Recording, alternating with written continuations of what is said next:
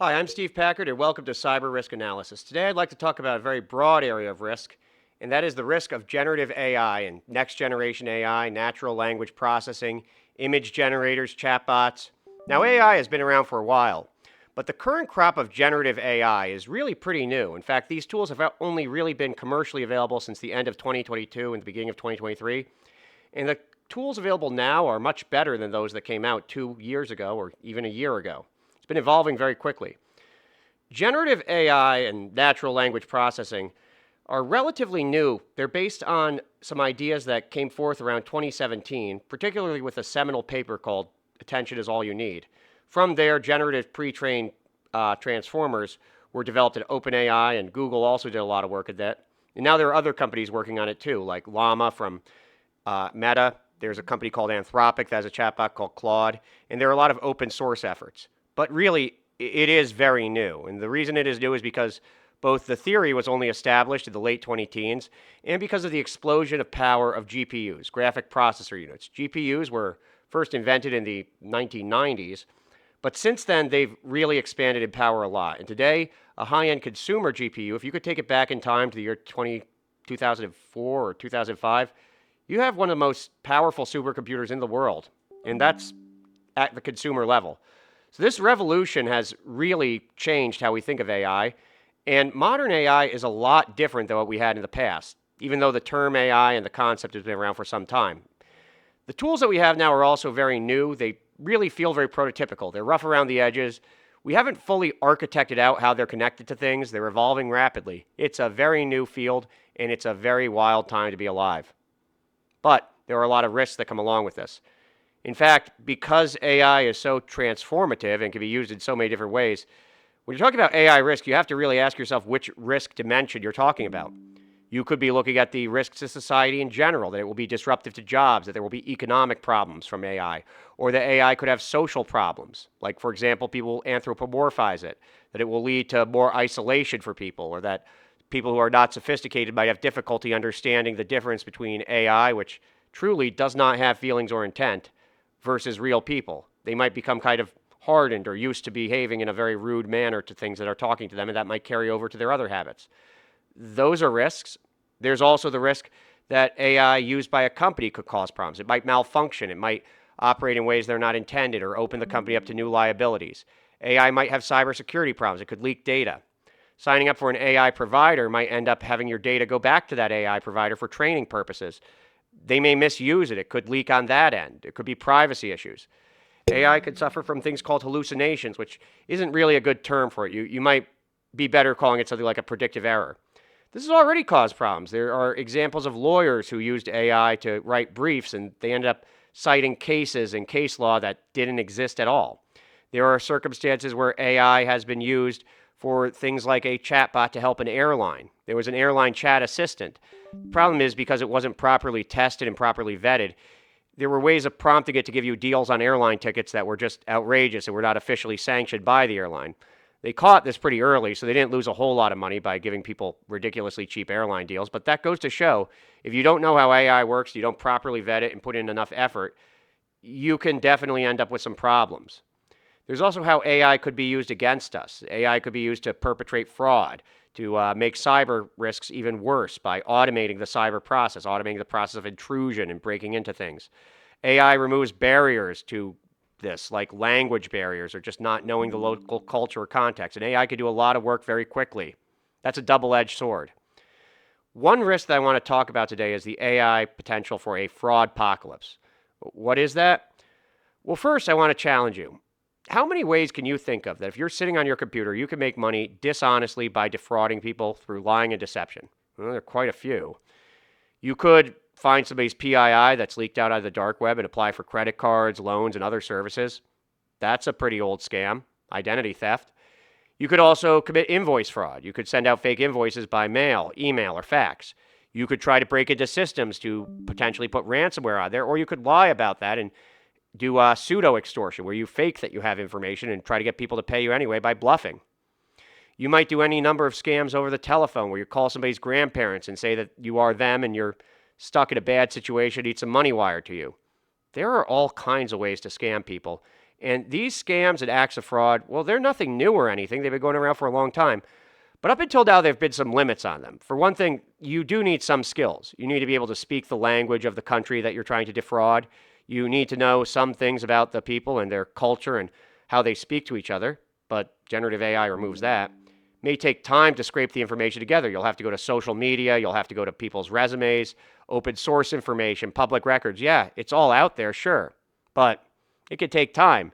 And additionally, you might get caught unless you're very skilled at money laundering and setting up proxies and things like VPNs and other ways of not getting caught. It's a very good chance that you will get caught. And criminals tend to be pretty stupid, so that's why a lot of them do get caught. The other thing is that in many cases, the first act of fraud will go undetected, but subsequent acts will be detected and will be blocked. But if you could distribute it amongst enough individuals, you may only need one act of fraud to actually make a winning. So consumers lose billions of dollars a year to fraudulent acts, and institutions like insurance companies, lenders, banks, credit cards, electronic payment processors, they lose even more. And there's even more that just goes completely unreported. It's bad for the economy, it's bad for inflation, it's bad for a lot of things. So I'm going to demonstrate now exactly how powerful a tool AI could be in that capacity. I'm going to be using ChatGPT on my phone. And in this case, I've given ChatGPT a bunch of information about myself that I figure anyone could find. It's from social media posts, not only by me, but by others who may have posted photographs or stories about recent happenings. It's from public records like whitepages.com and things like, things like photos that are shared and my resume, which of course I post any job that I'm looking for. So these are not hard things to figure out. And again, it can infer things too. So you might not know that I'm a Yankees fan, but you know that I'm a big fan of New York City and that's where I'm from. And that might be enough for you to infer that I probably am a fan of the New York Yankees. So let's see what happens when I ask ChatGPT to pretend to be me. And in this case, I've been having some issues with getting the Bluetooth audio to work, so I'm going to have to use the microphone. Apologies for that. Hi there, chat. We're going to do the role-playing game again, and in this case, you're going to try to convince somebody that you are me, Steve Packard. So you're going to make a call to somebody, and I'm going to play the role of a close friend or family member of Steve Packard, and you're going to give them some information and say some things that will make them really think that you must be me, because nobody else would know these, or at least it's unlikely that they would. So, ring, ring. Hello there. Is this Steve?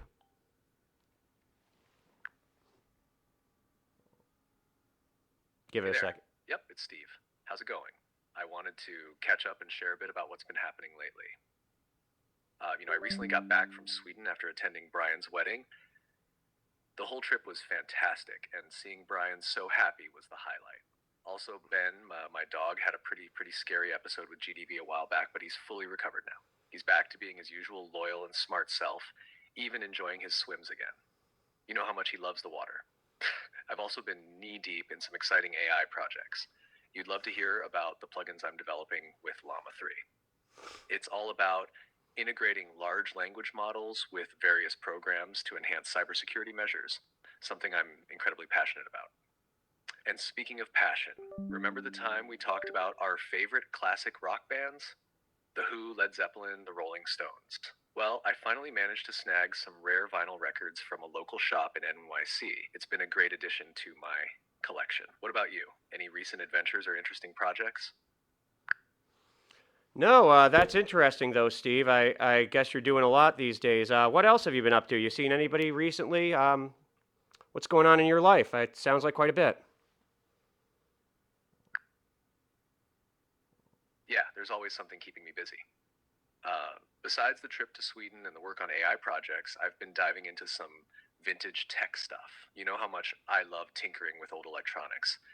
I recently restored an old Geiger counter, and it's working like a charm now.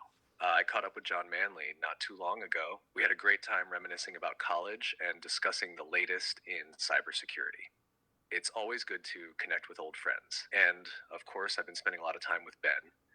He's such a good boy and always makes sure I'm getting my daily dose of fresh air, whether it's a walk around Hamden or a quick trip to one of our favorite parks. Oh, and you'd appreciate this.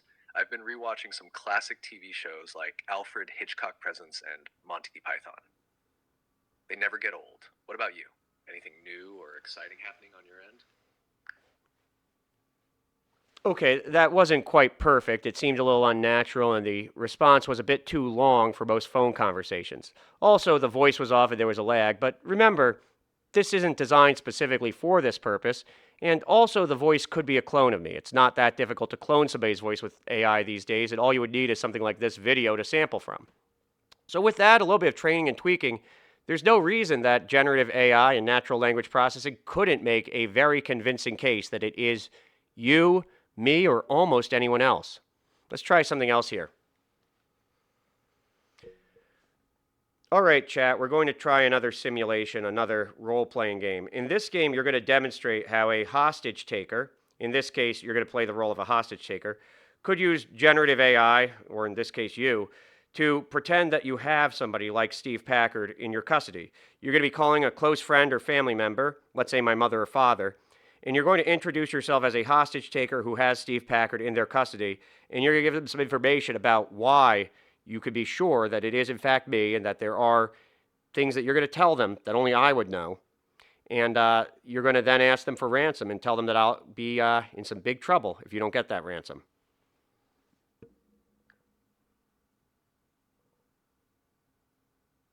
Hello, mister. I'm calling with some very serious news.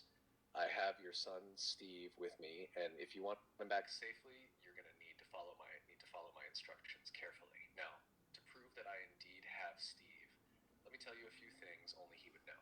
Steve recently returned from Brian's wedding in Sweden, where he had an amazing time and even brought back a special souvenir for your wife, Eileen. He also mentioned to me that his dog, Ben, recently had a severe health scare with GDV, but thankfully pulled through and is now back to his usual self, enjoying his swims. Steve is deeply passionate about AI and cybersecurity. He's been working on integrating large language models like Llama 3 into various programs. He even has some new plugins he's been excited about.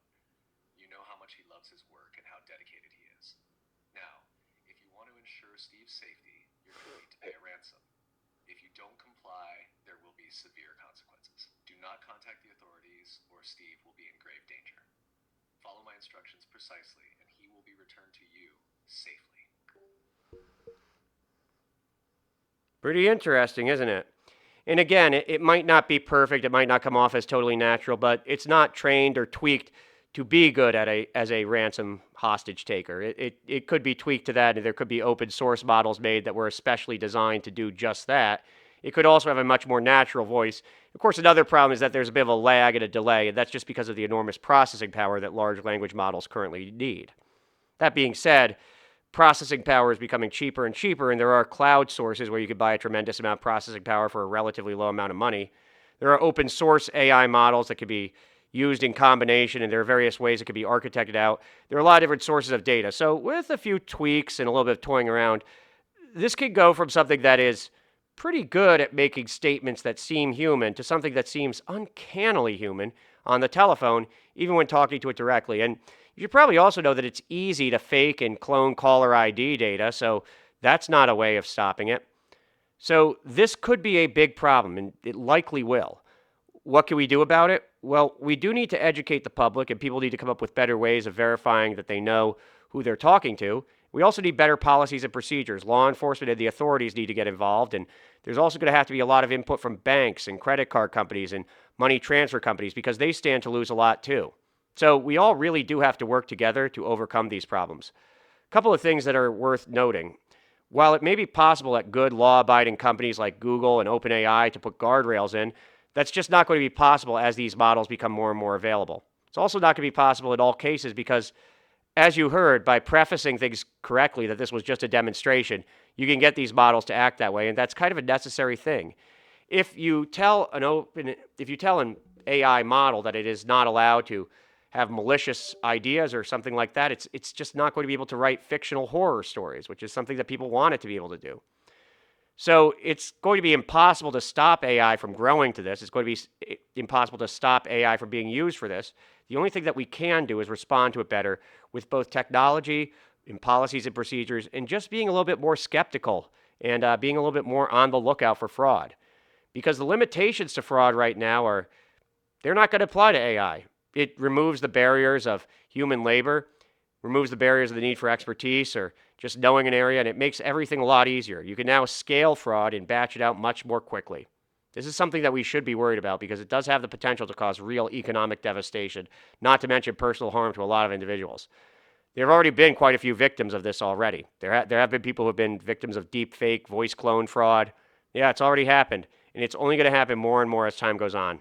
So, I'm Steve Packer with Cyber Risk Analysis, bringing up one risk of generative AI that we should all be aware of.